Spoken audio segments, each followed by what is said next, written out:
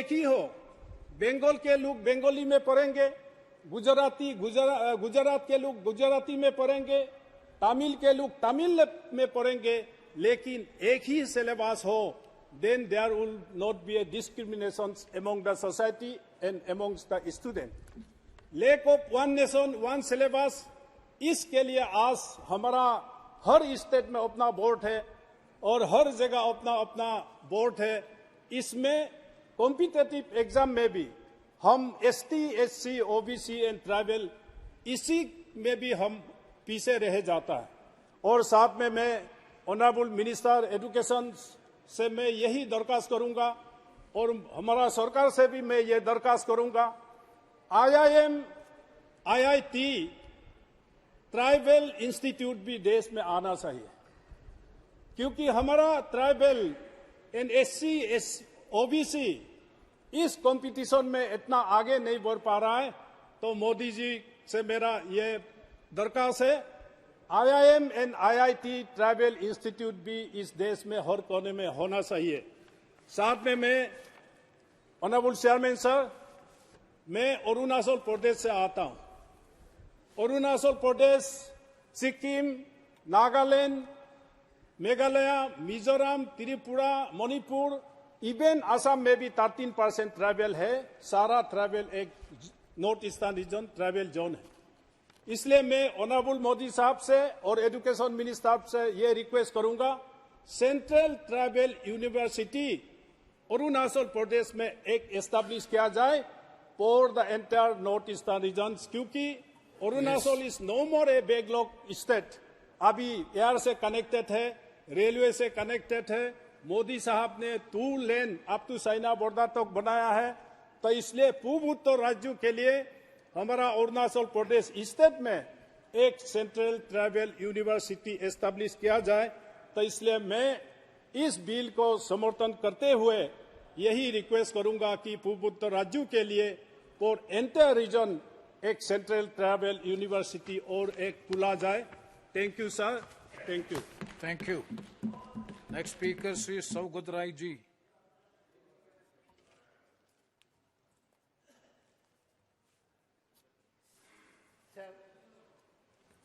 I rise to support the Central University Bill, which envisages setting up a tribal university in Telangana, possibly in Warangal, which is a district town of Telangana. The minister must be lamenting that why the bill was not passed earlier. If it was done before Telangana elections, maybe his party would have got a few more seats. But that is neither here nor there. Mr. Dharmendra Pradhan, as the HRD minister, is in control of the best institutes of India. IITs, IIM, IISER, ISER, Indian Institute of Science, Education and Research, are all under him. So he has the opportunity of improving higher education in India. Though it's a matter of some wonder that in spite of all the money allotted, why none of the Indian institutes are among the top 200 institutions in the world. What can we do to improve the academic standards, make them comparable to the universities in England, America, France, and even Singapore, leave alone China?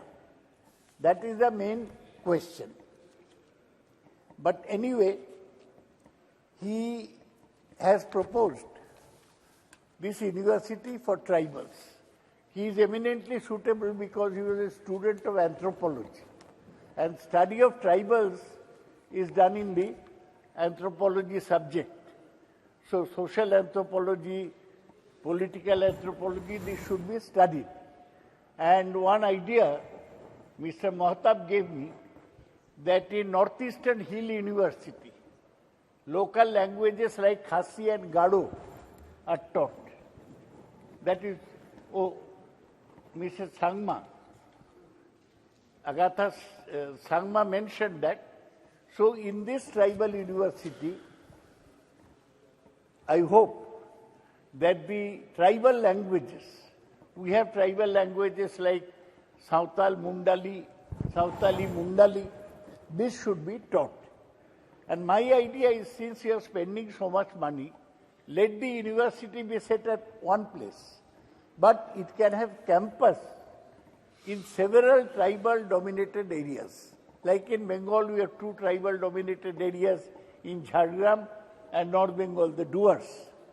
If he sets up some campuses outside, this will also give a boost to tribal education.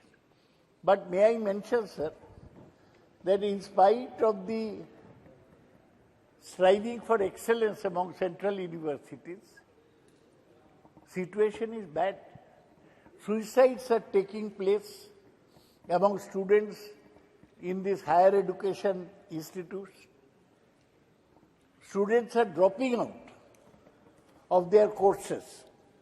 Sir, he has a university called University of Hyderabad in the state of Telangana.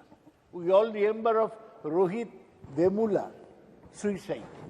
It rattled the whole country that a scheduled caste boy felt so frustrated in a central university that he had to commit suicide. It created a lot of dispute in the whole country.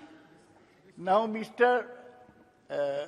Minister, he is from Odisha. In Odisha, one tribal university was set up in Koraput. Central University was set up in Koraput, which is a totally tribal dominated district. But it has no faculty. No faculty at all. I knew a lady who used to be vice chancellor. She never went to Koraput. She used to commute from Kolkata to Bhubaneswar and back. I'll request the minister to give attention to this tribal dominated area university in his own home state. Whatever it happened, let him have a good vice chancellor. There is nothing to prevent it. He's got all the power. The other thing is, there are 36 central universities. But I often hear a complaint that the scholarships given to the students are not sufficient. They are not being able to. Some students approach me from Puducherry. There is a central university there. They said that they were asking their parents to send money to them so that they can continue their research. If you want to improve the quality of research, then you have to increase the scholarship. So lastly, I would say that it's a good idea, as I said, but the minister has the chance. Now, he is also a very important man in his own party. He has got clout, what is said. Let him put his clout to good use for the improvement of the central institutions. The central universities, some of them are very good, like Delhi, like JNU. They are very good, high standard. Even Hyderabad is very good. Some universities are not up to the mark. Lastly, I will ask him, there is a single central university in West Bengal, which had the first university in Kolkata in 1857, in Kolkata. But Vishwabharati is in shambles. The last vice chancellor, who claimed to be close to the BJP, has destroyed it. Now, he even set up a plaque depicting Vishwabharati being given a heritage status by UNESCO. Only the vice chancellor and the prime minister's name was on that. Rabindranath Tagore's name was not that. This was in That has been removed by local people now. But why did Mr. Dharmendra Pradhan not remove it? And why they allowed the Vice Chancellor to run riot? Whether an inquiry will be held against the previous Vice Chancellor over his acts of omission and commission. As I said, sir, that I support this bill. Tribal people deserve even more. We have not been able to give them enough, at least educationally. If we can improve their condition, if we can keep the tribal students in the campuses, prevent their suicides, give them more scholarships, then it would be a good thing. In this regard, I remember the contribution made by, what is his name, Mr. Das? Bidhu Prasad Das, who did a study of the tribes in Northeast. And he suggested setting up of universities for tribals. You can go into the archives and look into his recommendation. Due to his recommendation, the Nehu Northeastern Hill University was formed. Just as Rabindranath Tagore's Institute was converted into a central university, the Vishwabharati, with Jawaharlal Nehru's intervention. With these words, I again support the bill, which is a forward step towards uplifting the cause of tribals in this country. Thank you, sir. Thank you. Next speaker, Sri Abdul Samad Samadani ji.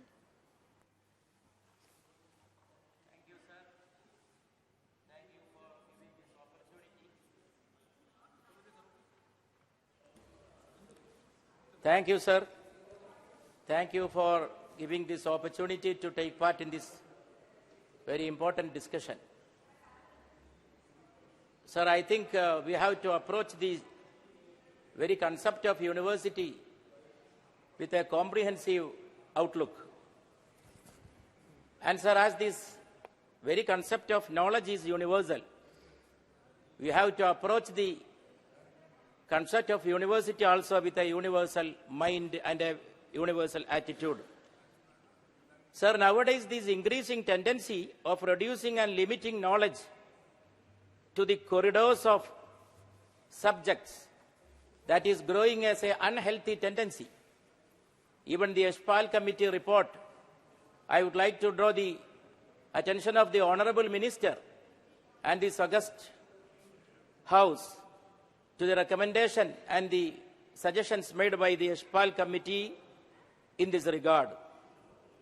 Sir, the university limiting to a singular subject, for example, to medicine, to engineering, to the teachers' education, to sports, that will not be fruitful for realizing the very aims and objectives of a university. It may be bringing administrative convenience, but, sir, it will not help the academic accommodation of different subjects, thereby opening the horizons of knowledge into various vistas of wisdom. Sir, science, humanities, philosophy, aesthetics all have to be made available under the same umbrella. Various subjects, various disciplines in a singular center. Sir, research experience in science may be leading to an area belonging to the realm of philosophy. Likewise, a philosophical quest may be ending in an arena of metaphysics or cosmology. Sir, variety of subjects will only help to the richness of a university. The world-famous linguist scientist Noam Chomsky was working in Massachusetts Institute of Technology. Harvard University was founded by a priest named John Howard, and it was founded for theological studies. I mean, sir, flourishing in its own subject, its own main subjects. These universities were spreading its wings to the horizons of the plurality and variety of various disciplines. Nowadays, sir, we have to look into our surroundings. when we think of a new university. Humankind is going through unprecedented changes and revolutions. All our stories are crumbling. Sir, we should have a clear-cut outlook, clear-cut decision, resolution, what we should provide in a university, what kind of skills we should inculcate in the coming generations, not to merely get a job, but to conquer life, to stand face to face to life. Sir, I am reminded of a couplet of our famous poet, Akbar Allahabadi. हम क्या कहे अहबाब क्या कारे नुमायां कर गए, हम क्या कहे अहबाब क्या कारे नुमायां कर गए, बीए हुए नौकर हुए पेंशन मिली फिर मर गए. Sir, this is what is happening nowadays. Just for a job, BA हुए नौकर हुए पेंशन मिली फिर मर गए. पेंशन भी आजकल खत्म हो गया है. So, sir, what I mean, the university should have a higher aims of understanding life, situations all around. Sir, studying textbooks only will not be enough for our students. The student will have to make his own self go beyond the texts to the context of life. Sir, our surroundings are flooded by not only informations, but misinformations, prejudices, and a lot of irrelevancies. So a healthy campus has to address this kind of problems. A healthy campus can be, sir, made only by debates, dissent, and by difference of opinion and a culture of pluralism. Knowledge and culture both are composite. Knowledge is composite, and sir, our culture is also, every culture is essentially and basically composite. Sir, various American universities of artificial intelligence and robotics are nowadays including ethics and philosophy in their curriculum and in their research projects. Sir, so we have to prepare the learner to foster ethical, rational, compassionate, caring, and healthy individuals. Sir, what is happening nowadays all over the world? Exploitation, injustice, social inequalities, and even aggression, killings of innocent children, mothers, in various parts of the world. Wherever it is happening, whoever responsible for this catastrophe, sir, their problem is not lack of education. Their problem is not that they don't have any degree or any academic qualifications. Their problem is their lack of humanity. So, Yes. sir, we have to rise. Sir, Samdani 2 ji, minutes. please. Yes, sir, 2 minutes. Sir, so therefore we will have to rise above caste, class, creed, gender, religion, language for realizing a real campus, a real university. So, sir, during the formation of a university, we will have to think of above the commercial and economic level, in the human level. Absence of humanity in the society should lead to a kind of idealism, multiculturalism, and pluralism. I have to request the Honorable Minister to take into mind the need of using emotional intelligence and utilizing the ethos and norms of emotional education and a kind of holistic education, taking into consideration all aspects of the learner, including mind, heart, and soul. I rise to support this bill. Thank you, sir. Thank you so much. No concluding couplets, nothing. Thank you, Samdani ji. Next, Jamyak Nagmel ji. बहुत बहुत धन्यवाद सभापति जी, आपने मुझे इस bill pay बोलने का जो अवसर दिया. मैं माननीय प्रधानमंत्री नरेंद्र मोदी जी और माननीय शिक्षा मंत्री धर्मेंद्र प्रधान जी के द्वारा इस बिल को जो संसद में लाए, इसका स्वागत करने के लिए और इसको समर्थन करने के लिए खड़ा हूं. तेलंगाना में सेंट्रल ट्राइबल यूनिवर्सिटी, जो कि यूनिवर्सिटी एक्ट को अमेंड करके एस्टेब्लिश जो करने जा रहा है, जिसका नाम समाकर सराका सेंट्रल ट्राइबल यूनिवर्सिटी के नाम से रखा जाएंगे. देश के 8.6 पर्सन पॉपुलेशन जो हमारे ट्राइबल कम्युनिटी के हैं, हम सब की ओर से स्वागत करते हैं और धन्यवाद देते हैं। माननीय प्रधानमंत्री जी ने ट्राइबल कम्युनिटी के लिए इस 9 साल के कार्यकाल में बहुत कुछ किया। मैं एक एक को दोहरा के पूरा स्पीच लंबा नहीं करूंगा, लेकिन एक फोकस्ड यूनिवर्सिटी एस्टेब्लिश करके जनजाति समुदाय को हायर एजुकेशन और क्वालिटी एजुकेशन देने के साथ साथ मॉडर्न एजुकेशन, जिस तरह अभी मेरे से पहले तपिरगांव साहब बता रहे थे, हम सब यही चाहते हैं कि हायर एजुकेशन में इस सेंट्रल यूनिवर्सिटी में ट्राइबल कम्युनिटी के कल्चर है, ट्रेडिशन, पहचान, उनके बारे में तो स्टडी होगा ही, लेकिन साथ ही साथ आधुनिकता हो, आईआईटी हो, आईआईएम हो, दुनिया लेवल के एजुकेशन ट्राइबल कम्युनिटी को मिले और नॉन ट्राइबल कम्युनिटी के लोग भी उसमें आके ट्राइबल के बारे में जानकारी हासिल करें, ये हम सब चाहते हैं। आज प्रधानमंत्री जी द्वारा इस ट्राइबल यूनिवर्सिटी के नाम मां समाकर सराका देवी जी के नाम से रखे हैं और हम सब इसका धन्यवाद देते हैं। इससे पहले जो जनजातीय गौरव दिवस 15 नवंबर से मनाना माननीय प्रधानमंत्री जी ने शुरू किया था, जिसके जरिए भगवान बिरसा मुंडा जी के प्रेरणा सभी ट्राइबल कम्युनिटी को देते हुए और इस देश में ट्राइबल कम्युनिटी के चाहे फ्रीडम फाइटर हो या इस देश को बनाने में हो, ट्राइबल कम्युनिटी के योगदान को संवारा, इस बात के लिए धन्यवाद देते हैं।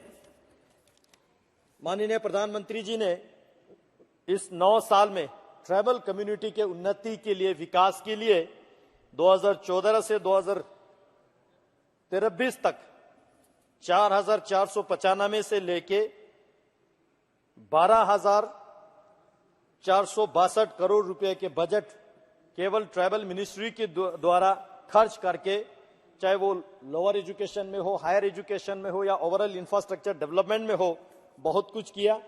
मैं लद्दाख से आता हूं। लद्दाख जो कि पूरा पॉपुलेशन 96% जो है ट्राइबल कम्युनिटी आते हैं, उसमें मेजर 8 ट्राइब्स जो हमारा आते हैं, केवल आर्गोन कम्युनिटी को छोड़ के, तो पूरे लद्दाख के कम्युनिटी भी चाहते हैं, ट्राइबल कम्युनिटी भी चाहते हैं कि उनको अच्छा शिक्षा मिले, उच्च शिक्षा मिले, क्वालिटी एजुकेशन मिले, जिसको ध्यान में रखते हुए हम माननीय मंत्री जी को धन्यवाद अर्पित करना चाहते हैं। सिंधु सेंट्रल यूनिवर्सिटी लद्दाख में अलग से बिल लाके हमें दिया, उसके अलावा यूनिवर्सिटी ऑफ लद्दाख दिया, उसके अलावा central institute of Buddhist studies को डीम यूनिवर्सिटी का दर्जा दिया।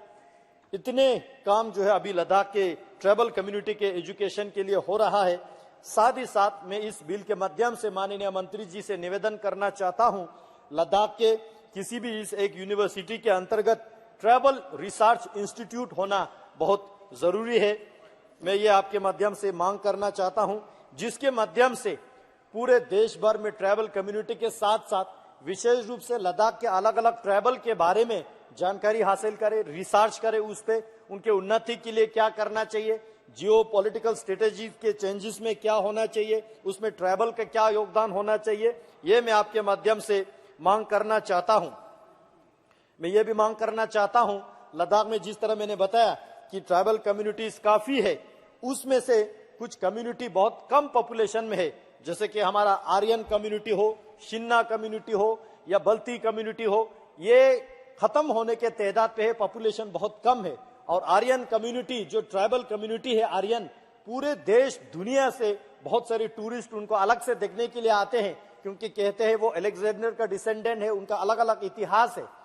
और ये इसको बचाए रखने के लिए, उनके पॉपुलेशन को बचाए रखने के लिए, उनके भाषा को, उनके पहचान को, उनके संस्कृति को बचाए रखने के लिए ट्राइबल रिसर्च सेंटर लद्दाख में होना बहुत जरूरी है। साथ ही साथ मैं आपके माध्यम से माननीय मंत्री जी और माननीय सरकार से मांग करना चाहता हूं कि लद्दाख के इन ट्राइबल कम्युनिटीज को जो खत्म होने के तादाद पे है, जो वल्नरेबल है, इनको यूनेस्को में जो है इंटेंजिबल हेरिटेज के नाम से घोषित करे और मिनिस्ट्री ऑफ कल्चर हो, मिनिस्ट्री ऑफ ट्राइबल की ओर से स्पेशल फोकस देने की आवश्यकता है। और पूरे हिमालयन क्षेत्र में जितने भी ट्राइबल कम्युनिटी रहते हैं, ज्यादातर बोटी भाषा को बोलने वाले लोग हैं। मैं सरकार से मांग करना चाहूंगा बोटी भाषा को भारत के 8वीं अनुसूची में शामिल करने के साथ साथ जो स्पेसिफिक ट्राइबल कम्युनिटी के जो भाषा है, दादी आर्या हो, शिन्ना हो, बल्ती हो या पुरकी हो, ऐसे जबानों को भी प्रमोट करने की जरूरत है, प्रिजर्व करने की जरूरत है। मैं ये आपके माध्यम से मांग रखना चाहूंगा। शिक्षा के बात हो रहा है तो मैं बात जरूर जिक्र करना चाहूंगा।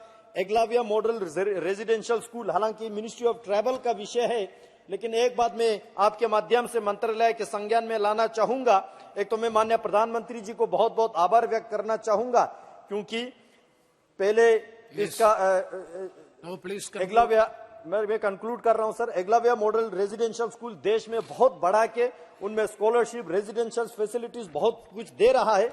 लेकिन नया एकलव्य मॉडल रेजिडेंशियल स्कूल खोलने में जो क्राइटेरिया रखा है उसमें हिली एरियाज के लिए एक ब्लॉक में 20,000 पॉपुलेशन होना होगा। सर ये हिली एरियाज में असंभव है। मैं आपके माध्यम से सरकार से विनती करना चाहता हूं, मैं मिसाल देना चाहूंगा, जैसे कि हमारे अरुणाचल प्रदेश में 26 मेजर ट्राइब है, उनके वहां एक डिस्ट्रिक्ट आता है जिसमें 5-6 हजार पूरे डिस्ट्रिक्ट का पॉपुलेशन है। अब एक ब्लॉक में 20,000 पॉपुलेशन हम कहां से लाएंगे? मेरे लद्दाख के जंस्कर क्षेत्र में 3 एडमिनिस्ट्रेटिव ब्लॉक है, टोटल पॉपुलेशन 13,000 है। मेरे नुब्रा में टोटल 13-14 हजार पॉपुलेशन है, वहां पे 3 ब्लॉक है। अब हम चाहते हैं उस एरिया में जहां ट्राइबल लोग रहते हैं, हमारे आर्यन वैली में, हमारे दरास में, यहाँ पे ये एकलव्य मॉडल रेजिडेंशियल स्कूल खोलने के लिए पॉपुलेशन का संख्या का जो योग्यता रखा है वो कभी फुलफिल नहीं होता है, जिसके कारण से हमारे ट्राइबल कम्युनिटी जो है इस एकलव्य मॉडल रेजिडेंशियल स्कूल से वंचित रहते हैं। मैं आपके माध्यम से सरकार से मांग करना चाहता हूं कि इसका क्राइटेरिया थोड़ा रिलैक्स करके पॉपुलेशन का संख्या कम करे। सर लास्ट एक बहुत जरूरी पॉइंट है सर, एक मिनट लूंगा, ज्यादा नहीं लूंगा जल्दी। सर ट्राइबल कम्युनिटी के जब हम बात करते हैं, लद्दाख में 3 वाइल्ड लाइफ सेंचुरीज आते हैं, चंगतांग, नुब्रा और काराकोरम, जिसमें अभी वो बनने के प्रोसीजर में है। ये वाइल्ड लाइफ एक्ट 1987 द्वारा लाया गया है, जो अभी फाइनल स्टेज पे भी नहीं हुआ है, फाइनल नहीं है। लेकिन एडमिनिस्ट्रेशन के, ये मुझे लगता है आईएफएस और आईएएस के ही झगड़ा है, जिसके वजह से हमारे लोग सफर कर रहा है। सर मैं इसको क्लोज कर रहा हूं सर, लास्ट डिमांड तो रखने दीजिए ना सर, इसका डिमांड रख लेता हूं, कोई पूरा बैकग्राउंड नहीं बताऊंगा, पूरा डिमांड रखूंगा। सर हिमिस नेशनल पार्क का टोटल एरिया जो है 3,350 है, जिसको ग्राउंड पे 5,000 को रखा है। 4,000 हमारे Changthang, 4,000 square kilometre Changthang cold reserve wildlife sanctuary का है, ग्राउंड पे 18,000 को कैप्चर करके रखा है। Karakoram wild life sanctuary 5,000 square kilometre है, जिसका 15,000 स्क्वायर किलोमीटर ग्राउंड पे कैप्चर करके रखा है। केवल वहां के रेजिडेंट को नहीं, डोमिसाइल को नहीं, इंडिजीनियस को नहीं, बल्कि देश के स्ट्रेटेजिकल पॉइंट ऑफ व्यू से इंफ्रास्ट्रक्चर डेवलप करने में हमें दिक्कत हो रहा है सर। इसलिए मैं आपके माध्यम से सरकार से मांग करना चाहूंगा, इसको रेशनलाइज करें और जहां जहां ह्यूमन हैबिटेशन है वो सारा एक्सक्लूड करके एजुकेशन, शिक्षा में हमें आगे बढ़ने का मौका दे, इकोनॉमिक अफेयर्स में हो, infrastructure development. Shri S T Hasan ji, बहुत बहुत शुक्रिया सर, आपने इस इम्पोर्टेंट बिल पे बोलने का मौका दिया। मैं और समाजवादी पार्टी हर उस बिल का सपोर्ट करती है जिसमें तालीम और एजुकेशन को बढ़ावा मिले। मैं इसको सपोर्ट करने के लिए खड़ा हुआ हूं। सर हमें मालूम है कि रक्षा के बाद शिक्षा सबसे महत्वपूर्ण चीज है एक देश के लिए, लेकिन हम पिछले सालों में ये देख रहे हैं कि हमारा जो बजट है वो शिक्षा के लिए कितना है और बाकी चीजों के लिए कितना है। मैं आपको अफसोस के साथ ये कहना चाहता हूं कि अलीगढ़ मुस्लिम यूनिवर्सिटी और जामिया मिलिया इस्लामिया का बजट 15% कम कर दिया गया पिछले सालों में, जबकि और यूनिवर्सिटीज का बजट बढ़ा दिया गया। हमें इस पे एतराज नहीं है, और बढ़ाएं। 15% बजट कम करना, जिसकी वजह से रिसर्च प्रोसेस में और एजुकेशन में, एकेडमिक्स में वहां प्रॉब्लम आने लगी। जहां 2014-15 में अलीगढ़ मुस्लिम यूनिवर्सिटी का बजट 1520 करोड़ रुपए था, वो 2021-22 में 1214 करोड़ रह गया, 306 करोड़ कम कर दिया गया। सर जबकि जेएनयू का बजट 70 करोड़ बढ़ाया गया, बीएचयू का डबल कर दिया गया, राजीव गांधी यूनिवर्सिटी का फंड 250% बढ़ा दिया गया। हमें एतराज नहीं है उस पर, लेकिन हमें इस पे एतराज है कि इन यूनिवर्सिटीज को, जो प्रेस्टिजियस यूनिवर्सिटीज हैं, इस कंट्री की उनका बजट क्यों कम किया गया। सर, आप यूनिवर्सिटी बना रहे हैं, खुशी की बात है। आप लगभग 900 करोड़ रुपया 7 साल तक देंगे, हमें कोई एतराज नहीं है। यहाँ समझकर सड़क का सेंट्रल ट्राइबल यूनिवर्सिटी बन रही है, देश के लिए ये बहुत बड़ी बात है। हमारा तो ये कहना है कि हर 2-3 मंडल में एक सेंट्रल यूनिवर्सिटी बननी चाहिए। हमें अफसोस इस बात का है कि हम अपने जीडीपी का सिर्फ 3% एजुकेशन पे खर्च कर रहे हैं, जबकि विकसित देश यूनाइटेड स्टेट्स 5% खर्च करता है, जर्मनी 4.5% खर्च कर रहा है और साउथ अफ्रीका 7% खर्च कर रहा है, जिसकी वजह से उनके यहाँ डेवलपमेंट तेजी से हो रहा है, शिक्षा बढ़ती चली जा रही है। सर, हमें मालूम है कि एजुकेशन इंसान को इंसान बनाती है। हम अपने मंत्री जी से आपके माध्यम से कहना चाहते हैं कि हर यूनिवर्सिटी के अंदर मॉरल वैल्यूज के सब्जेक्ट्स होने चाहिए। आज मॉरल वैल्यूज इंसान की बहुत गिरती चली जा रही है, जहां पर पेरेंट चाइल्ड रिलेशनशिप कम होते चले जा रहे हैं। हमारी कल्चर में अपने माँ बाप का अदब और सेवा हमारे लिए एसेंशियल है, लेकिन हम देख रहे हैं हालात क्या हैं। कम्युनल हार्मोनी देश की कहाँ जा रही है, जिसकी आज देश को सख्त जरूरत है। हमारी यूनिवर्सिटीज में इसके सब्जेक्ट्स होने चाहिए, सारी यूनिवर्सिटीज में होने चाहिए।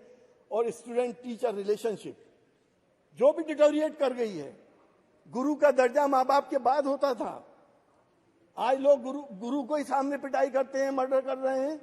आज हम किस जगह पे पहुंच गए। तो सर, इंस्टीट्यूशन हम बनाएं, लेकिन इंस्टीट्यूशंस में कम से कम हम वो इंसान बनाएं, वो हिंदुस्तानी बनाएं जो हमारे बुजुर्गों ने जो हिंदुस्तान हमें दिया है, प्यार मोहब्बत का हिंदुस्तान, गंगा जमनी तहजीब का हिंदुस्तान, एक दूसरे के काम आने के जज्बे का हिंदुस्तान हम ये चाहते हैं। हमारे इंस्टीट्यूशन से भी यही मैसेज जनता में और हमारे बच्चों में जाना चाहिए। बहुत बहुत शुक्रिया। धन्यवाद। नेक्स्ट श्री सत्यपाल सिंह जी। आदरणीय अध्यक्ष महोदय, आपका बहुत बहुत धन्यवाद समय देने के लिए। मैं सबसे पहले इस विधेयक का, इस बिल का मैं समर्थन करता हूं और मैं अपनी बात इस बात से शुरू करना चाहता हूं जहां पर हमारे मित्र श्री राजीव प्रताप रूडी जी ने इसको समाप्त किया था कि शिक्षा का उद्देश्य क्या है, उच्च शिक्षा का उद्देश्य क्या है। जीवन उच्च बनता है, व्यक्तिगत जीवन भी शिक्षा से उच्च बनता है, समाज का जीवन भी उच्च बनता है। और अगर हम राष्ट्र को, हमारे यशस्वी प्रधानमंत्री मोदी जी इस देश को जो आत्मनिर्भर भारत बनाना चाहते हैं, 2047 तक पूर्ण विकसित भारत बनाना चाहते हैं, विश्व गुरु बनाना चाहते हैं, उसके लिए बहुत ये जरूरी है कि हमारे सभी क्षेत्रों के अंदर ऐसा कोई भाग न बचे, ऐसा कोई क्षेत्र न बचे, कोई वर्ग ऐसा न बचे जिसको हम उच्च शिक्षा से विभूषित न कर सके। शिक्षा के बारे में, शिक्षा की जो महत्ता है, इसके बारे में ज्यादा कुछ बोलने की जरूरत नहीं, लेकिन बचपन में हम लोग एक श्लोक याद करते थे, न चोर हार्यम न राजहार्यम न भ्राता भाज्यम न च भारकारी व्यकृते वर्धते एव नित्यम विद्या धनम सर्वधनम प्रधानम।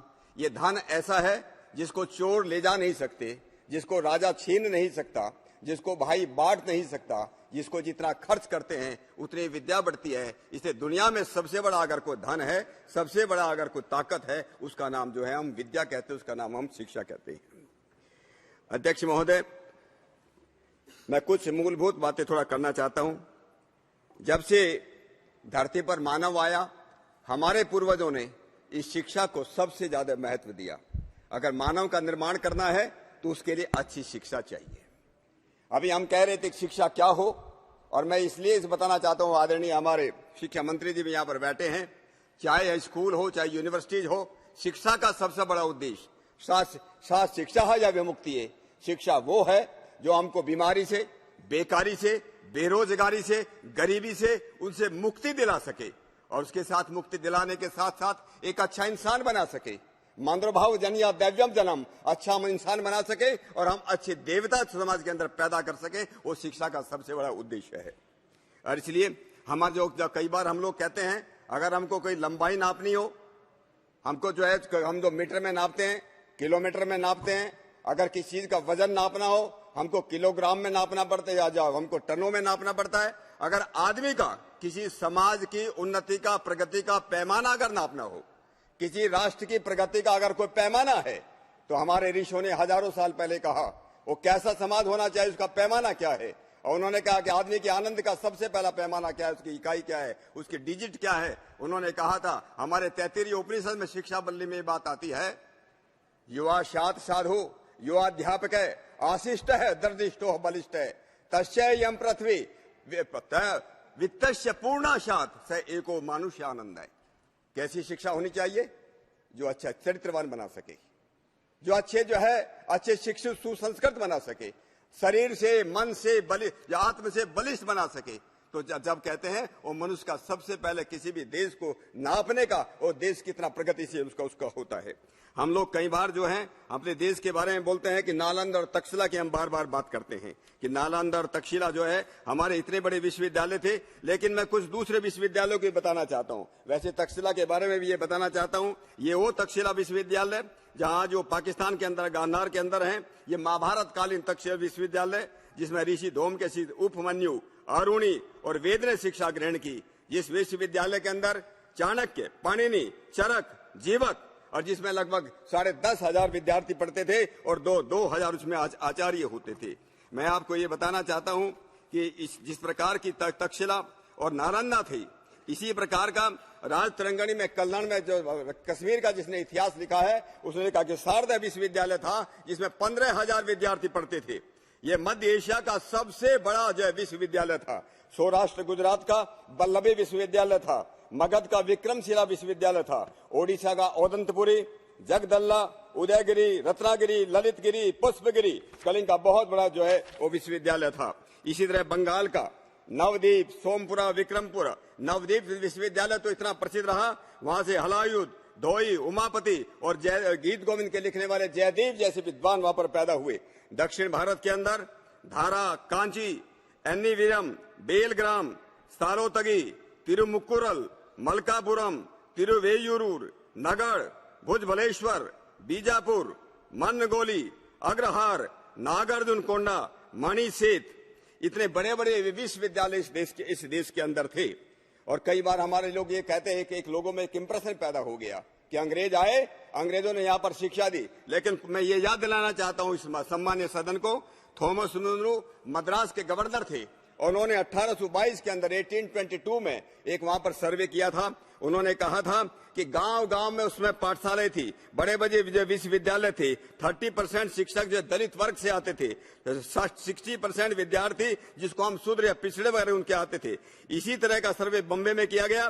जीएल पेंडरगास्ट और जीडब्ल्यू रिडलर ने 1838-1882 में, विलियम वार्ड ने एक पुस्तक लिखी है। कई बार हम बोलते हैं कि देश में जो लड़कियों के लिए जो शिक्षा शुरू हुई वो हमारी ज्योतिबाई फुले की, जो सावित्रीबाई फुले ने की। लेकिन उससे पहले एक अंग्रेज ने किताब लिखी है द हिंदूज के, उसका जो 4th वॉल्यूम है, हिस्ट्री, लिटरेचर एंड माइथोलॉजी, जो 1811 में लंदन में पब्लिश हुई। उसमें उन्होंने लिखा है कि बंगाल के जो जसोमत राय की पत्नी हति विद्यालंकार ने बनारस के अंदर, just I will take 2 minutes and I will finish it, 2 minute से समाप्त कीजिए।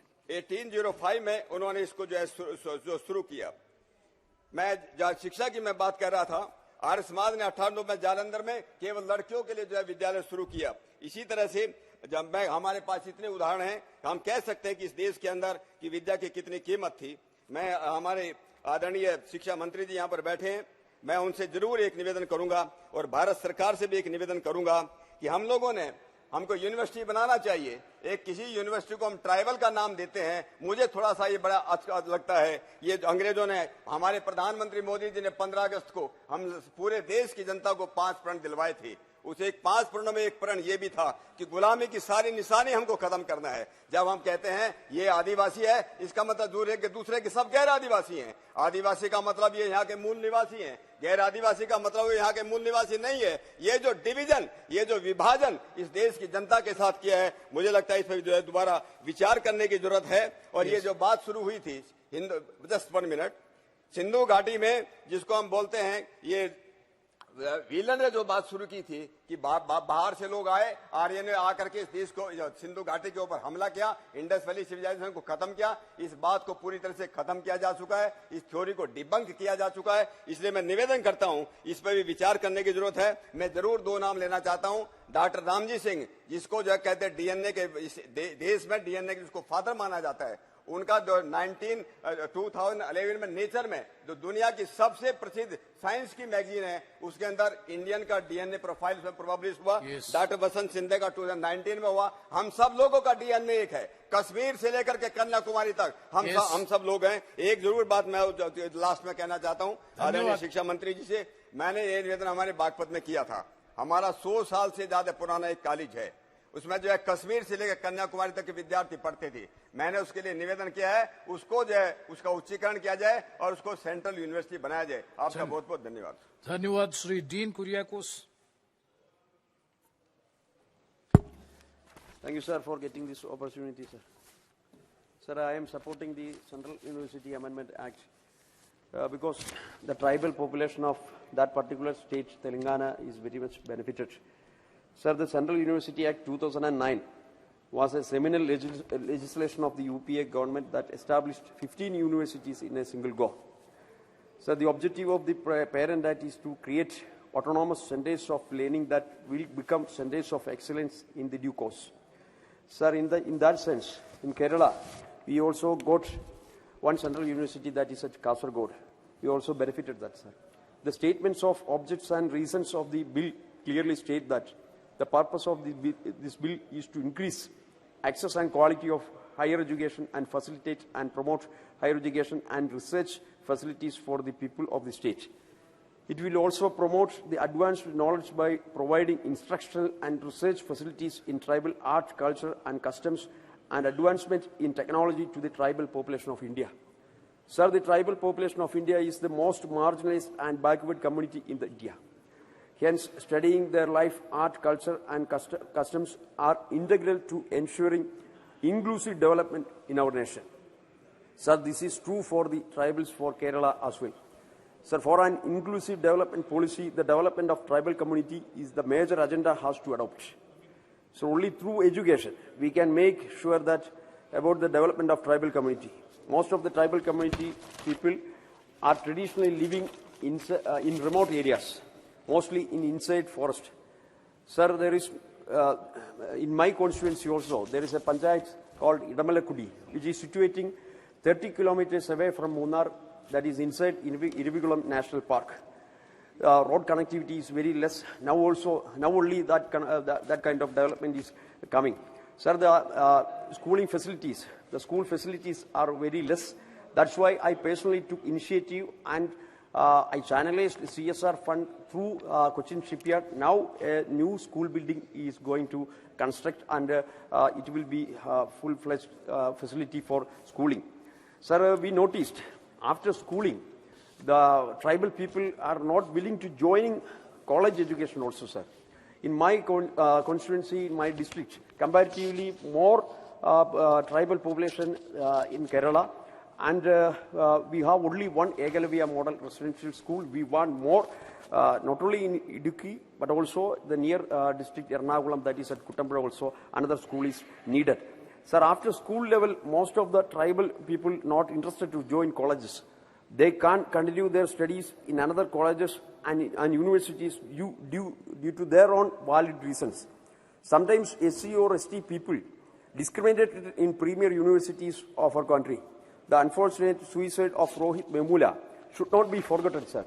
It is a matter of shame that a lot of tribal students are made to drop out from our top universities due to discrimination and hostility.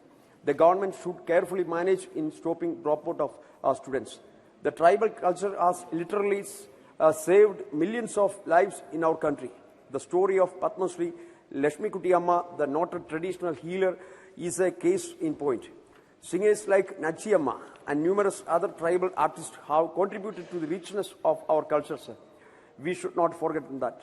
Opening up the avenues of higher education to tribal population have a potential to change their lives for the better. The case of young tribal IAS officer from Kerala, Ms. Sridhanya, has inspired thousands of tribal students to take up higher education and prepare for joining the highest level of government services. So the overall development of tribal people of whole country, opening up a tribal university in every state should be a priority for this government, sir. I appeal that a tribal university at Kerala, especially in my constituency, is also, I appeal through you, sir, may be allocated. That will be a great achievement of tribal community of Kerala state, sir. And according to the other resource research and other reports, we can also see that, sir, the development of tribal community through more studies and more kind of involvement of government initiatives, that will be welcomed. By that reasons, I am welcoming this Amendment Act. Thank you, sir. Thank you very much. Next, Sri Kausalendra Kumar ji. सभापति महोदय, केंद्रीय विश्वविद्यालय संशोधन विधेयक 2023 पर बोलने का अनुमति दिया आपने, बहुत बहुत धन्यवाद। संशोधन मुख्य रूप से तेलंगाना राज्य में एक जनजातीय विश्वविद्यालय की स्थापना के लिए किया जा रहा है। इसकी स्थापना होने से प्रादेशिक आकांक्षाओं पूरी होगी। वहाँ जनजातीय कला, संस्कृति और परंपराओं, जनजातीय शिक्षा के क्षेत्रों में प्रशिक्षण और रिसर्च सुविधा का साथ साथ उन्नत जानकारी का बढ़ावा देने का कार्य होगा। आशा है कि राज्य के साथ साथ पूरे देश के जनजातीय समुदाय को इसका लाभ मिलेगा। सभापति महोदय, इसके साथ मैं अपने बिहार राज्य में वर्तमान में स्थापित केंद्रीय विश्वविद्यालय के बारे में सदन को अवगत कराना चाहता हूं। केंद्र सरकार ने 2009 और 2016 में 2 केंद्रीय विश्वविद्यालय की स्थापना हुआ। यह स्वागत योग्य हुआ, किंतु वहां राजनीतिक लोगों को कुलपति बनाकर विश्वविद्यालय को राजनीतिकमय करने का काम किया जा रहा है। यह सर्वथा उचित नहीं है। गया और मोतिहारी में स्थापित दोनों केंद्रीय विश्वविद्यालय अभी तक पूर्ण रूप से चालू नहीं हो पाया है। वहां पर अध्यापक और स्टाफ की कमी है, जिसके कारण पढ़ाई की गुणवत्ता पर असर पड़ रहा है। अतः सरकार को ध्यान की आवश्यकता है। प्राचीन विश्वविद्यालय नालंदा ज्ञान की नगरी, जहां मेरा संसदीय क्षेत्र है, सभापति महोदय, 2010 में माननीय मुख्यमंत्री जी नीतीश कुमार जी के अथक प्रयास से स्थापित हुआ। यह एकमात्र आवासीय विश्वविद्यालय है जहां बौद्धिक, दार्शनिक, ऐतिहासिक और आध्यात्मिक अध्ययन की खोज की पढ़ाई के लिए अंतर्राष्ट्रीय विद्यार्थियों के लिए व्यवस्था है। सभापति महोदय, यहाँ का जो बिल्डिंग है काफी बड़ा है और मैं समझता हूँ कि जो पढ़ाई वहाँ हो रही है उसको और बढ़ाने की आवश्यकता है। अभी उपराष्ट्रपति महोदय गए थे, हम भी गए थे। वहाँ पर स्थानीय लोग, वहाँ के जो लेक्चरर वगैरह, सब लोगों ने इस बात को रखा कि जितना हमारे पास संसाधन है हम उतनी चीज़ की पढ़ाई नहीं कर रहे हैं, इसको और बढ़ाने की आवश्यकता है। तो माननीय मंत्री जी बैठे हैं, मैं अनुरोध करूंगा कि इसको आप जरूर नालंदा विश्वविद्यालय पर ध्यान दें। दूसरा मेरा एक डिमांड था सर, माननीय मुख्यमंत्री जी पटना यूनिवर्सिटी को केंद्रीय विश्वविद्यालय बनाने के लिए माननीय प्रधानमंत्री जब गए थे पटना, उस समय भी मांग रखी थी और पूरे बिहार वासियों को वह डिमांड है। जब बिहार, उड़ीसा, झारखंड साथ में था, उस समय भी वो केंद्रीय विश्वविद्यालय था और बहुत ही पुराना है। माननीय मंत्री जी से मैं अनुरोध करूंगा कि पटना यूनिवर्सिटी को केंद्रीय विश्वविद्यालय का दर्जा दिया जाए। बहुत बहुत धन्यवाद और मैं इस बिल का समर्थन करता हूँ। बहुत धन्यवाद। Next speaker Shri Arvind Sawant ji, not speaking.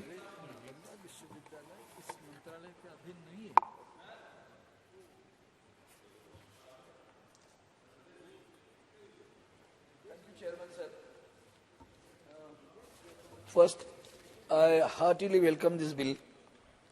This is one of the best opportunities given to the tribal community. But then, while welcoming this bill, I would like to iterate some poetic statements made by Mahatma Phule, which is in Marathi. विद्येविना मती गेली, मतीविना गती गेली. विद्येविना मती गेली, मतीविना गती गेली, गतीविना वित्त गेले, वित्ताविना शूद्र खचले. एवढे सारे नुकसान एका अविद्येमुळे झाले. This is Marathi. That means because the education was not there, you lost everything. You lost the thinking, you lost the everything in the life. So education is the most important thing. Our young leader Aditya Thackeray once gave an example of the British Prime Minister. He said, UK's Prime Minister, while addressing in the Parliament, UK Parliament, he was asked, what are your priorities? He said, education, education and education. So that is what the priority of the country. But now culture and priority are being mixed right now. We are having serious problems about this. But the Central University Amendment Bill proposed to establishment of the Sarakka Central Tribal University in the Mulugu district of Telangana. I really appreciate this for the tribal people. But while doing so, this is rather delayed, You must be knowing it. In 2014, when the Andhra was reorganized, and it was a commitment that we will do this. But anyhow, better late than never. You are doing it right now. This is a welcome act. But at the same time, the university is named under the name of goddess, Sarakka. What it means? Courage and sacrifice. Now, both the things are required while doing education, imparting the education. Now, courage and sacrifice. Who is doing it? These things are to be, these moral things are. We have to set an example. The charity begins at home. The political arena right now is showing we are not ready to sacrifice anything. And we don't want to show the courage to fight against the odds. And that is what, again, in education. But then the university is being formed, the tribal university. What Dharmendra Pradhanji, I would like to request you is that while doing so for higher education, what is the source of higher education? I think Mr. Gopa has said, Goa, I think is his surname, I don't remember. He said rightly, I am saying it for the last 10 years. What is happening in every state, there is a discrimination and disparity, which you have mentioned. The disparity by virtue of the schools where they are situated. You have a single teacher school where you do not have teachers both there. In discrimination by virtue of curriculum, syllabus. So the person who is going to go into the university, the child who is going to go to the university, he is discriminated by virtue of syllabus. Now that is what, when Javadekar was there, I was insisting it for a long time. I said at least let it be in any language, but the syllabus for at least 2-3 subjects, science, math, English, because these are the subjects required for the joint entrance examination. And the children who come from the SSC board, you have a SSC board, you have a ICSE board, you have a CABC board, you have an international board. I'm talking about the prime education. That is not healthy. How can you expect a child to go to the university and show that he has a talent? But this university is going to give other things also. Cultural activities also you're going to do. The art and culture, the tribal art, everything you are going to do over there. You have provided a substantial fund also for that. But then Mahatma Phule, which I quoted these poetic words which are there, who did it? Karmavir Bhaurao Patil in Maharashtra, Prabodhankar Thackeray in Maharashtra, Shahu Maharaj in Maharashtra. They inspired the people to come for the education. We tried it. In Maharashtra, we tried it.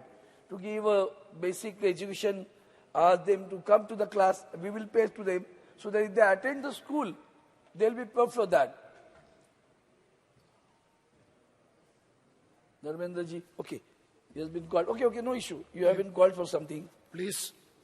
And therefore, I feel, while doing so, you may please you have address. To, sir, I'll click here. You please you address have to have, I the got minister. It, because he was a good friend of mine. But you can only I address him. You can only then, address him. You can only address him through the chair. You have to see the potential, particularly in sports. Tribal people are very sharp in sports, running, aiming, all those things are very sharp over there. So this university should be multiple. It's not only academic one. You have said vocational and skill development also will be given to them. But then this university has to be there where all these things are included in it. Some hostel also should be given to them. The facility should be. Why the children drop out as there? Why the children from the scheduled caste or from tribal, when they go to IITs, they drop out? Because there is a disparity and discrimination in the basic education. Yes, sir. Ravinji. They get fear about it, whether I'll be able to do it or not. But then even after that, some step, a bold step has been taken by the government, and I feel you have launched it right now. And the tribal art, traditional knowledge system and culture will be the priority of the university. It will give the chance for the children to expose their potential, and vocational skill development also will be done. I once again welcome this bill, but I would like to say that I would like to emphasize on that, unless you have you remove the discrimination in the curriculum of the private school education, you will not get the children updated and to the mark for the universities to cope up with the studies in the university. Thank you so much, and once again I support the bill, sir. Thank you. Thank you very much, Sri G.S. Pun.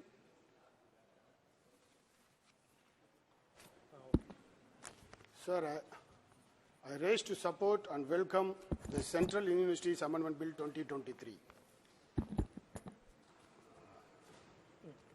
கல்வியும் மருத்துவமும் தன் இரண்டு கண்களாக பாவித்து திராவிட model ஆட்சி நடத்தி கொண்டிருக்கிற தளபதியின் சார்பாக இந்த பழங்குடியினர் மற்றும் மலைவாழ் மக்கள் உயர்கல்வி பல்கலைக்கழக சட்ட மசோதாவை நான் மனதார வரவேற்கிறேன். என்றால் கல்வி ஒன்றுதான் நம்மிடம் இருந்து பிரிக்க முடியாத சொத்து. அனைவருக்கும் கல்வி, அதுவும் தரமான கல்வி கிடைத்திட வேண்டும் என்பதுதான் தந்தை பெரியாரில் ஆரம்பித்து பேரறிஞர் அண்ணாவில் தலைவர் கலைஞர் அவர்கள் வழியிலே திராவிட மாடல் ஆட்சி நடத்தி கொண்டிருக்கிற எங்கள் முதல்வர் தளபதி மு க ஸ்டாலின் அவர்கள் நல்லாட்சி நடத்தி கொண்டிருக்கிறார். அதனால்தான் தொடக்க பள்ளியிலே மாணவர்கள் எல்லாம் தரமான அவர்களுக்கு கல்வி தர வேண்டும் என்பதற்காக காலை உணவு திட்டத்தை அறிமுகப்படுத்தினார். அது மட்டுமல்ல, பெண்கள் உயர்கல்வி படிக்க வேண்டும் என்பதற்காக மாதம் 1000 ரூபாய் போன்ற திட்டங்களை அறிவித்து மிக சிறப்பாக கல்வியிலே முன்னேறிய ஒரு தமிழ்நாடை உருவாக்கி கொண்டிருக்கிறார் எங்களுடைய தலைவர் அவர்கள். இதுபோல பல்கலைக்கழகங்கள் இந்தியாவிலே தொடங்கப்படுவதை அவர் சார்பாக நாங்கள் வரவேற்கிறோம். வெறும் பல்கலைக்கழகங்கள் தொடங்குவது எண்ணிக்கையில் மட்டுமல்லாமல் தரத்திலும் சிறந்த பல்கலைக்கழகமாக அது இருந்திட வேண்டும் என்பதுதான் எங்களுடைய வேண்டுகோள். ஏனென்றால் கிட்டத்தட்ட 1200க்கும் மேற்பட்ட பல்கலைக்கழகங்கள் இந்தியாவில் இருந்தாலும், ஆனால் உலக தரத்திலே நாம் அந்த பல்கலைக்கழக எண்ணிக்கையிலே 300க்கு மேல்தான் நம்முடைய இந்திய பல்கலைக்கழகம் வருகிறது. என்றால் நம்முடைய தரத்தை நாம் ஆய்வு செய்திட இது ஒரு முக்கியமான தரமாக எடுத்துக்கொள்ள வேண்டும். அதேபோல்தான் GER என்கிற கிராஸ் என்ரோல்மெண்ட் ரேஷியோ, உயர்கல்வி படித்தோரின் எண்ணிக்கை இந்தியாவிலேயே வெறும் 27% தான் இருக்கிறது. ஆனால் எங்கள் தமிழ்நாட்டில் அந்த உயர்கல்வியின் GER ரேஷியோ கிட்டத்தட்ட 47% மேல் என்றால் இதற்கெல்லாம் காரணம் தொடக்கப்பள்ளியிலிருந்து எங்களுடைய திராவிட மாடல் அரசாங்கம் கவனம் செலுத்தி கொண்டிருப்பதால் தான். எப்படி உண்ண உணவு, இருக்க இடம், உடுத்த உடை அவசியமோ அதேபோல் ஒவ்வொரு மனிதனுக்கும் கல்வி, அதுவும் தொடக்க கல்வி எவ்வளவு அவசியம் என்பதை உணர்ந்ததால் தான் இதுபோல இந்த கிராஸ் என்ரோல்மெண்ட் ரேஷியோவிலே கிட்டத்தட்ட தமிழகம் 47% எடுத்து இப்போது முன்னோடி மாநிலமாக இருக்கிறது. இதை நான் பெருமையாக இந்த நேரத்தில் சொல்லிக்கொள்ள கடமைப்பட்டிருக்கிறேன். இந்த அரசாங்கம் மிக முக்கியமான கவனம் செலுத்த வேண்டிய ஒரு நிகழ்வாக ஏறத்தாழ 5 ஆண்டுகளில் 19,000 SC, ST, OBC மாணவர்கள் சென்ட்ரல் யூனிவர்சிட்டிஸிலிருந்து, அதாவது ஒன்றிய பல்கலைக்கழகங்களில் இருந்து தங்களுடைய படிப்பை தொடர முடியாமல் விட்டு சென்றிருக்கிறார்கள். அது மட்டுமல்ல, அதிலே 2622 மாணவர்கள் பழங்குடியின மாணவர்கள். கிட்டத்தட்ட 35க்கும் மேற்பட்ட மாணவர்கள் தங்களுடைய உயிரை மாய்த்துக் கொண்டிருக்கிறார்கள். இங்கு தமிழகத்திலே சென்னையில் இருக்கிற IITயிலே அடிக்கடி இதுபோல பல நிகழ்வுகள், மாணவர்கள் உயிரை மாய்த்துக் கொள்கிற பல நிகழ்ச்சிகள் அங்கே நடைபெற்றுக் கொண்டிருக்கிறது. இதற்கெல்லாம் காரணம் அங்கே நடைபெற்றுக் கொண்டிருக்கிற ஜாதியை வைத்துக் கொண்டு அங்கே நடைபெற்றிருக்கிற ஏற்றத்தாழ்வுகளால், அங்கே இருக்கிற பேராசிரியர்களால் அவர்கள் இதெல்லாம் நடைபெறுகிறது என்று பலமுறை எடுத்துச் சொல்லியும் இந்த அவையிலே பலமுறை இதற்கான முறையிட்டு இருக்கிறோம். ஆனால் இதுவரை எந்த ஒரு பெரிய பலனும் இதுவரை கிடைக்கவில்லை. அதனால் அதையும் இந்த நேரத்தில் நான் இந்த அவையிலே பதிவு செய்ய விரும்புகிறேன். தரமான கல்வி அனைவருக்கும் கிடைக்க வேண்டும் என்பதுதான் அனைவரும் சேர்ந்து பாடுபட வேண்டும். இந்த கல்வி மத்திய பட்டியலில் இருந்து மாநில பட்டியலுக்கு மாற்றினால்தான் அனைத்து பகுதி மக்களும், அதாவது தாழ்த்தப்பட்ட மக்களிலிருந்து பிற்படுத்தப்பட்ட மக்களிலிருந்து அனைவருக்கும் கல்வி போய் சேர வேண்டும் என்றால் இது கண்டிப்பாக மாநில பட்டியலுக்கு இந்த கல்வியை மாற்ற வேண்டும் என்ற ஒரு முக்கியமான கோரிக்கையை இந்த நேரத்தில் நான் இங்கே வைக்க இருக்கிறேன். அதேபோல் இந்த நீட் எக்ஸாம் என்றால் உங்கள் அனைவருக்கும் தெரியும். இப்போது நான் ஏற்கனவே சொன்னது போல் நீட் எக்ஸாமால் இதுவரை 40க்கும் மேற்பட்ட மாணவர்கள் தமிழகத்திலே இருந்திருக்கிறார்கள். இது ஏதோ தமிழ்நாட்டிற்கு மட்டுமான பிரச்சனை அல்ல. கோட்டா ராஜஸ்தானிலே கோட்டா என்கிற ஒரு மாவட்டத்திலே இதுவரை 20க்கும் மேற்பட்ட மாணவர்கள் இருந்திருக்கிறார்கள். இவர்களெல்லாம் இதுபோல தாழ்த்தப்பட்ட பிற்படுத்தப்பட்ட மாணவர்கள் தான். அவரெல்லாம் உயர்கல்வி படிக்க வர வேண்டும் என்பபோது இதுபோல அவர்கள் தரத்தை சோதிப்பதற்காக இதுபோல எக்ஸாமினேஷன்லாம் வைத்து தேர்வுகள்லாம் வைத்து அவர்களை அந்த உயர்கல்வி படிப்பதற்கு தடுப்பதனால் அவர்கள் மன உளைச்சலில் இதுபோல தற்கொலை செய்து கொள்கிறார்கள். இதையெல்லாம் தடுக்க வேண்டும் என்றால் இதுபோல நுழைவுத் தேர்வுகள் எல்லாம் ரத்து செய்ய வேண்டும். அப்போதுதான் தாழ்த்தப்பட்ட மாணவர்கள் பிற்படுத்தப்பட்ட மாணவர்கள் எல்லாம் உயர்கல்வி பெறுவார்கள் என்பதை இந்த நேரத்தில் சொல்லிக்கொண்டு நான் இந்த மசோதாவை வரவேற்கிறேன். நன்றி, வணக்கம். நன்றி, வணக்கம். Shri Sanjeev Kumar ji. Thank you, Honorable Chairperson, for giving me this opportunity to participate in discussion on Central Universities Amendment Bill 2023. Sir, on behalf of YSRCP, I support the bill. The bill proposes to establish Samakka Saraka Central Tribal University in Telangana by amending the Central Universities Act 2009. The crowds of people revere goddess Samakka Saraka, and this gesture will respect local sentiments. Samakka Saraka is goddess of courage and sacrifice, and this will hopefully expose, empower ST population. Their literacy rate as of now is 59%, whereas national average is 73%. Hope such bills will empower ST population. Sir, I take this opportunity to highlight certain issues plaguing Indian higher education system. As per All India Survey on Higher Education, gross enrollment ratio for education in India is 27%. This is very low when compared to global average of 40%. So at the same time, paradoxically, lakhs of our children are pursuing higher education in foreign universities. This may be called as brain drain and economic drain. So there are regional imbalances in location of premier institutions, like concentration of premier institutions in urban areas exacerbates this regional divide. So there is deficiency of experienced faculty in higher education institutions. Pupil-teacher ratio is nearly 30, whereas in USA it is 12.5% and it is 19.5% in China and Brazil. So there is a huge skill gap between teachers and students of rural background. A bridge course may be added in the curriculum to help the rural students. Insufficient research and development fund is taking us backwards. Our investment in R&D is a meager 0.6% of GDP, whereas it is 2.5% in USA and 2% in China. So the quality of Indian education also needs improvement. The rote learning phenomenon of India is worrisome. This impedes critical thinking and creativity.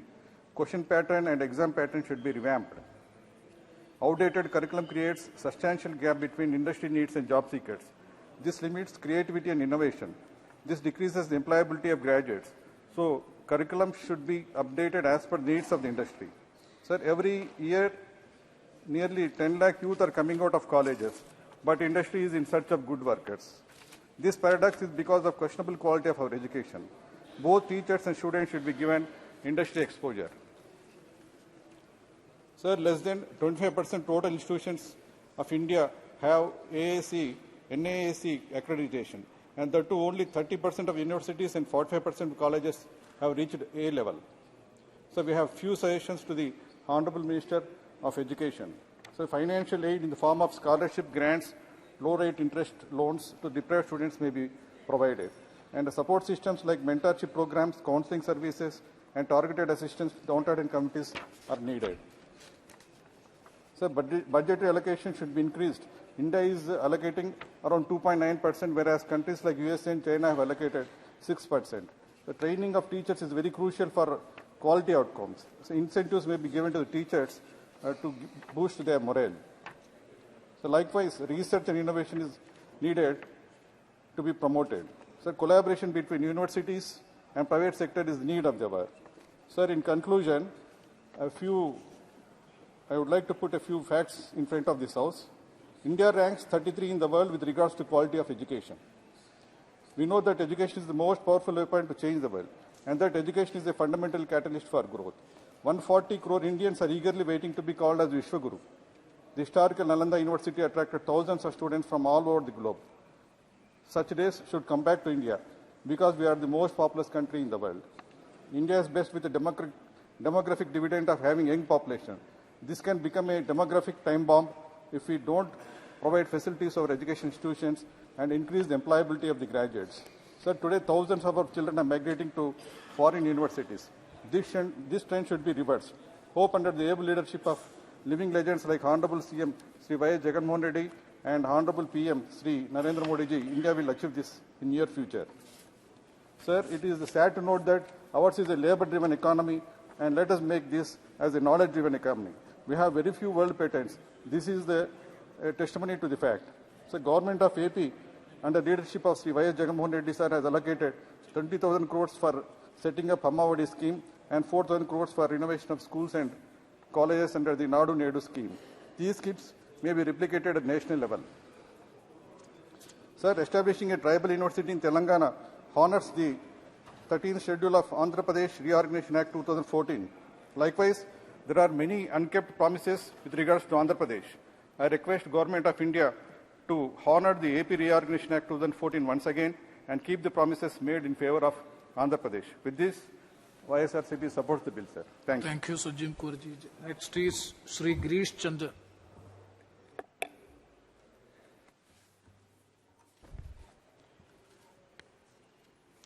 माननीय अध्यक्ष महोदय, केंद्रीय विश्वविद्यालय संशोधन विधेयक 2023 पर आपने बोलने का अवसर दिया, मैं आपका आभार व्यक्त करता हूं और साथ में आदरणीय बहन कुमारी मायावती जी का भी आभार व्यक्त करता हूं। महोदय, किसी की भी देश की तरक्की की नींव वो देश की शिक्षा पर निर्भर करता है। हमें खुशी है ये सरकार शिक्षा को बढ़ावा देने के लिए वह भी तेलंगाना में आदिवासी वर्ग के लोगों के हितों का ध्यान को रख केंद्रीय विश्वविद्यालय की स्थापना करना जा रही है। इसलिए मैं इस बिल का समर्थन करता हूं। सभापति महोदय, हमारे देश में पिछले 68-70 वर्षों से बाबा साहब डॉक्टर भीमराव अम्बेडकर साहब के द्वारा संविधान में दी गई आरक्षण की व्यवस्था के अनुसार केंद्रीय विश्वविद्यालयों अन्य उच्च शैक्षणिक संस्थानों में आरक्षण की व्यवस्था नहीं दी गई है। वह मौजूदा सरकार से जो उम्मीद भी है वह भी पूरी नहीं हो पाई। पिछले 68-70 सालों को देखें तो जो भी सरकार सत्ता में रही वह हमेशा आरक्षण को लागू करने की बात तो करती है, लेकिन आरक्षण को पूरा करने का काम प्रयास की सरकार ने नहीं किया। महोदय, इसके साथ ही मैं कुछ उच्च शैक्षणिक संस्थानों में न मिल रहे संविधान समस्त आरक्षण के तरह सरकार का ध्यान आकर्षित करना चाहूंगा। महोदय, देश में जितने भी केंद्रीय विश्वविद्यालय संचालित हैं वहां आरक्षण की व्यवस्था सुचारू रूप से न लागू होने के कारण उनके अलग अलग विभागों विषयों में अनुसूचित जाति, अनुसूचित जनजाति तथा अन्य पिछड़ा वर्ग के श्रेणी से आने वाले प्राचार्य, शिक्षक, प्रोफेसर आदि की भारी कमी है और यदि किसी विशेष विषय पर प्रोफेसर शिक्षक की नियुक्ति करनी हो तो बड़ी सातिरा अंदाज में मात्र एक नियुक्ति प्रक्रिया संपन्न कराकर एक विशेष वर्ग के लोगों को नियुक्तियां प्रदान की जाती हैं और यह इसलिए किया जाता है कि यदि समग्र नियुक्तियां एक से साथ प्रकाशित की जाती है तो आरक्षण की सुविधा देना अनिवार्य है, लेकिन एक पद के लिए आरक्षण की सुविधा अनुमान्य नहीं है। इस प्रकार विगत सरकारों से लेकर वर्तमान सरकार की मंशा आरक्षण को लेकर अनुसूचित जाति, अनुसूचित जनजाति तथा पिछड़े वर्ग के साथ केवल धोखा ही है। यदि वास्तव में वर्तमान सरकार इन वर्गों की हितैषी है तो देश भर में हो रहे इस गंभीर अनियमितताओं को मन से दूर करने का काम करे। महोदय, वर्तमान समय में छात्रों की फीस वृद्धि, छात्रवृत्ति, अनुसूचित जाति, अनुसूचित जनजाति तथा पिछड़े वर्गों को मिलने वाली अन्य सुविधाओं को भी ध्यान में रखें। इसलिए इन वर्गों के छात्र छात्राओं अधिक से अधिक शिक्षित हों और अनुसंधान के क्षेत्र में भी बढ़ चढ़ कर हिस्सा लें। महोदय, कुछ केंद्रीय विद्यालयों में लगभग 1 साल से अधिक समय से वाइस चांसलर की नियुक्तियां नहीं हुई, जिसमें वहां के छात्र छात्रों को पठन पाठन कार्य प्रभावित हो रहा है। सरकार से मेरी ये मांग है कि जिन केंद्रीय विद्यालयों में वाइस चांसलर की नियुक्तियां नहीं हुई हैं या खाली पड़ी हैं, वहां यथाशीघ्र वाइस चांसलर की नियुक्तियां की जाएं। इसके साथ ही मैं आपसे ये भी आग्रह करना चाहता हूं आपके माध्यम सरकार से कि जिस तरीके से सन 2007 से लेकर 12 तक बहुजन समाज पार्टी की सरकार उत्तर प्रदेश में रही, आदरणीय बहन कुमारी मैत्री जी के रहते हुए जीरो बैलेंस में अनुसूचित जाति, अनुसूचित जनजाति, पिछड़े वर्ग के छात्र छात्राओं को, चाहे वो M.Tech हो, चाहे B.Tech हो, चाहे MBBS हो, चाहे B फार्मा हो, चाहे D फार्मा हो, चाहे BTC हो, चाहे B.Ed हो, सभी तरीके को शिक्षा के क्षेत्र में जीरो बैलेंस में उन गरीब छात्रों को एडमिशन कराकर उनको खड़ा कर रही है, शिक्षा के क्षेत्र में उन्हें आगे बढ़ाने का मौका देने का काम किया। तो मैं भी आपसे चाहता हूं कि अगर आप लोग देना चाहते हैं SC ST और पिछड़े वर्ग को, तो मैं चाहूंगा ये विश्वविद्यालय जो आप खोलने जा रहे हैं, यहाँ पर पिछड़े, दलित, कमजोर बच्चों को निःशुल्क शिक्षा देकर उन्हें शिक्षा के क्षेत्र में आप लोग आगे बढ़ाएं। मैं इस बिल का समर्थन करता हूं। बहुत बहुत धन्यवाद। धन्यवाद। Next Shri Mohammad Javed ji.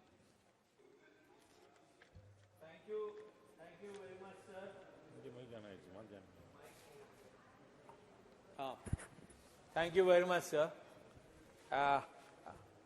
I support the Central Tribal University in Telangana. It's a very good step for our tribals in India. But at the same time, I'm concerned about what is happening to the education in India. Sir, कई सालों से खास करके UPA की जो सरकार थी, तो 3% से जीडीपी का 6% बढ़ाने की बात थी, लेकिन देखा जा रहा है कि धीरे धीरे घटता ही जा रहा है। और यही नहीं, खास करके ऐसे यूनिवर्सिटीज जो खोले गए हैं, खास करके अगर हम किशनगंज की बात करें सर, पिछले 4.5 साल से माननीय मंत्री जी से और बाकी रिलेटेड फाइनेंस, माइनॉरिटी मिनिस्टर से लगातार मिल के भी, लिख के भी और इस पार्लियामेंट में भी कई बार हमने कहा कि वहां पे जो एलोकेट किया गया था भारत सरकार से 136 करोड़, उसमें से सिर्फ 10 करोड़ एलोकेट किया गया। आप नए नए यूनिवर्सिटीज खोल रहे हैं, हम स्वागत करते हैं, लेकिन जो खुला हुआ है उसमें आप क्यों नहीं दे रहे हैं? और वही नहीं सर, एएमयू ने 352 करोड़ एडिशनल मांगा वहां पे क्लासेस के लिए और बिल्डिंग्स के लिए, लेकिन आज तक नहीं मिला है। इसके अलावा जो UGC sanctioned 29 teaching, 19 non teaching staff की जो जरूरत है, जो मल्लापुरम में और मुर्शिदाबाद में दिया गया है, वो भी नहीं दिया गया है किशनगंज में। तो एक तरफ तो आप नए यूनिवर्सिटीज खोल रहे हैं, लेकिन जो पुराने आपका चल रहा है उसको आप बंद करने की कोशिश में है। ऐसा क्यों है? और जैसा कि हमारे बिहार के साथी ने कहा कि पटना यूनिवर्सिटी को सेंट्रल यूनिवर्सिटी करना चाहिए, क्योंकि वो बहुत पुरानी यूनिवर्सिटी है, उनका समर्थन करते हैं और आग्रह करना चाहते हैं। I would like to request the honourable minister कि उसको भी सेंट्रल यूनिवर्सिटी किया जाए, और जो भेदभाव किया जा रहा है खास करके एएमयू से या जामिया से, उसके एलोकेशन को कम करके ये बंद होना चाहिए। और जिस तरह जेएनयू का एलोकेशन बढ़ाया गया है या बीएचयू का बढ़ाया गया है, उसी के आधार पे वहां पे भी बढ़ाना चाहिए। हमें कोशिश ये करनी चाहिए कि हमारे बच्चे जहां के भी हों, उनको अच्छी सुविधा मिले, ताकि हिंदुस्तान के विश्व गुरु बनाने में उनका भी सहयोग रहे और हिंदुस्तान आगे बढ़े। दूसरा सर, मेरी गुजारिश ये भी होगी कि जैसे हमारे एक बीजेपी के साथी रूडी साहब ने कहा कि बिहार, वो बिहार है सर नालंदा, जहां पे दुनिया के स्टूडेंट्स आते थे, और हम सब जानते हैं उसके बारे में। लेकिन अफसोस की बात यह है कि आज बिहार के ज्यादातर स्टूडेंट्स को कॉलेज, यूनिवर्सिटीज और क्वालिटी ऑफ एजुकेशन की कमी की वजह से बिहार छोड़ के अलग अलग राज्यों में जाके तालीम हासिल करनी पड़ती है। तो मेरी आग्रह है, I would like to request the Honorable Minister on through you, sir, that the education in Bihar should be taken very seriously, and there is a lack of medical colleges, यहाँ पे हमारे हेल्थ मिनिस्टर भी हैं। उसके अलावा IIT नहीं है, ITIs नहीं है। इस पे भी सरकार का ध्यान होना चाहिए ताकि हमारे जो 14 करोड़ लोग, जो 1/10 पॉपुलेशन हिंदुस्तान का बिहार में है, और यहाँ अपॉर्चुनिटीज नहीं होने के कारण लगभग 4 करोड़, हमारे बीजेपी के साथी ने कहा कि लगभग 4 करोड़ हमारे बिहार के लोग हिंदुस्तान के अलग अलग कोनों में काम करते हैं। और उन्होंने बहुत दर्दनाक एक हादसा भी बताया कि एक जगह बंगलोर में हमारे बिहार के 7 मजदूर मारे गए, और इसी तरह हर महीने कहीं ना कहीं हमारे मजदूर मारे जाते हैं जो बिहार से ताल्लुक रखते हैं। तो मेरी गुजारिश होगी आपके माध्यम से माननीय मंत्री जी को कि किशनगंज एएमयू सेंटर, सर आपने भी मुझे देखा होगा बैनर लेके लगातार पिछले 4 साल से मैं गांधी जी के मूर्ति के सामने खड़ा हूं। लोगों की जो जरूरत है उसको पूरा करें, जो हमारा हक है वो मिले, टीचिंग नॉन टीचिंग स्टाफ मिले, और जो एलोकेटेड फंड है और जो डिमांड है वो मिले। बहुत बहुत शुक्रिया sir, thank you so much. Next Shri Gajendra Singh Patel जी।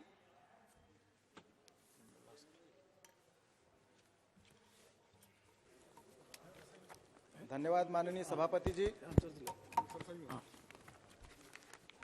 मुझे तेलंगाना राज्य में जनजातीय केंद्रीय विश्वविद्यालय स्थापना के इस अधिनियम संशोधन में बोलने का अवसर प्रदान हुआ है। मैं सबसे पहले देश के प्रधानमंत्री आदरणीय नरेंद्र मोदी जी का और हमारे एचआरडी मिनिस्टर आदरणीय धर्मेंद्र प्रधान जी का हृदय से आभार व्यक्त करता हूं कि उन्होंने महत्वपूर्ण विधेयक लाए हैं, और ये पूरा विधेयक जनजातीय समाज के, हमारे बालक बालिकाओं के शिक्षा के उत्थान के लिए है। और आज मैं देश के 11 करोड़ जनजातीय बंधुओं की तरफ से भी देश के प्रधानमंत्री का हृदय से आभार व्यक्त करता हूं कि उन्होंने जनजातीय समाज का जो गौरव प्रदान किया है। हमारे भगवान बिरसा मुंडा जी के नाम से 15 नवंबर को जनजातीय गौरव दिवस घोषणा करने का काम भी देश की सरकार और देश के प्रधानमंत्री जी ने किया है। इस विश्वविद्यालय के पीछे का जो हेतु है उसमें सबसे पहले जो आदरणीय प्रधानमंत्री जी का जो मूल मंत्र है कि सबका साथ, सबका विकास, सबका प्रयास और सबका विश्वास, इस शब्द के साथ में जनजातीय समुदाय का जो विश्वास देश के प्रधानमंत्री आदरणीय नरेंद्र मोदी जी के प्रति है, और इस समाज को जोड़ने का काम जो भारत की सरकार ने, भारतीय जनता पार्टी की सरकार ने किया है, उसी को लेकर तेलंगाना में यह जनजातीय केंद्रीय विश्वविद्यालय स्थापित किया जा रहा है। मैं इस शब्द के साथ में हमारा जो आदिवासी समुदाय है, उन्होंने कभी सपनों में भी नहीं सोचा था कि जंगल और पहाड़ों में रहने वाला समुदाय, जहां पर शिक्षा के नाम पर कोई भी चीज प्राप्त नहीं थी, ऐसे तमाम प्रकार के जनजातीय क्षेत्रों में 2014 से लेकर अभी तक प्राथमिक विद्यालय, माध्यमिक विद्यालय और उच्च शिक्षा के क्षेत्र में महत्वपूर्ण तरक्की करी है। और देश के अनेक प्रकार के हमारे जनजातीय क्षेत्र में इस शिक्षा के क्षेत्र में उन्नति का प्रयास किया है। मैं इस विधेयक के अंतर्गत, हमारे नई शिक्षा नीति के अंतर्गत भी हमारे आदिवासी भाइयों के इस विश्वविद्यालय के प्रति, जहां पर हमारे पहाड़ में रहने वाला जो समुदाय है, जो शिक्षा के लिए तरसता है, जो वहां पर मजदूरी करता है, परंतु तेलंगाना जैसे प्रदेश में जहां पर हमारा आदिवासी समुदाय वहां निवासरत रहे, वो शिक्षा की उन्नति के प्रयास में आगे बढ़े। और इसलिए पूरे देश भर के हमारे जनजातीय समुदाय को अगर ध्यान में रखते हुए अगर मध्य प्रदेश सरकार की बात करें, जहां पर हमारी मध्य प्रदेश में भारतीय जनता पार्टी की सरकार है, जिसके मुख्य आदरणीय शिवराज जी है, वहां पर अमरकंटक एक स्थान है जहां पर मां नर्मदा जी का उद्गम स्थल है। वहां पर अमरकंटक में भी जनजातीय केंद्रीय विश्वविद्यालय स्थापित किया है, जहां पर हमारे आदिवासी बच्चों की उन्नत शिक्षा की पहल की शुरुआत हुई है। और वहीं पर मध्य प्रदेश में ऐसे शोध केंद्र स्थापित मध्य प्रदेश की धरती पर जनजातीय वर्गों के लिए स्थापित हुए हैं।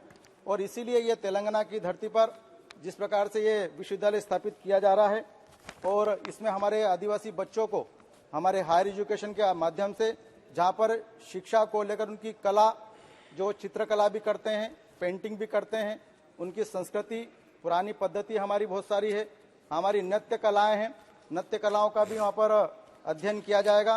क्योंकि आज भी पूरा समुदाय को अगर देश भर में देखा जाए तो सबसे अच्छी कला पूरे देश भर में आदिवासी समुदाय की रहती है। और इसलिए इस विश्वविद्यालय में कला संस्कृति के साथ में हमारे आदिवासी समुदाय की जो पूजा पद्धति है, जो रीति रिवाज है, जो अन्य समाज के वर्ग भी देखते हैं कि किस प्रकार की पूजा पद्धति ये समुदाय करता है, वहां पर इस विश्वविद्यालय में इस प्रकार का अध्ययन कराया जाएगा। मुझे लगता है कि देश के जनजातीय समुदाय के लिए गौरव की बात भी है कि हमारी संस्कृति, कला, हमारी पुरानी परंपराएं, हमारी पूजा पद्धति, इस पूरी प्रकृति की पूजा के अनुसार हम जिस प्रकार से पूजा पद्धति करते हैं उसका अध्ययन करने का भी ये शोध केंद्र कहलाएगा। मैं माननीय मंत्री जी से भी आग्रह करता हूं कि हमारे जनजातीय समुदाय की पुरानी परंपराओं का भी अध्ययन कराया जाए। वहां पर हमारी पूजा पद्धति जिस प्रकार से हजारों साल की पुरानी पूजा पद्धति है उसकी भी शोध कला यहाँ पर कराई जाए। हमारी नृत्य कलाएं, हमारी कला संस्कृति है, तमाम प्रकार का इस विश्वविद्यालय में अध्ययन होने वाला है। मैं पुनः इस विधेयक के तहत जो इस विश्वविद्यालय का नाम हमारे जनजातीय माता के नाम से समक्का सारका केंद्रीय जनजातीय विश्वविद्यालय रखा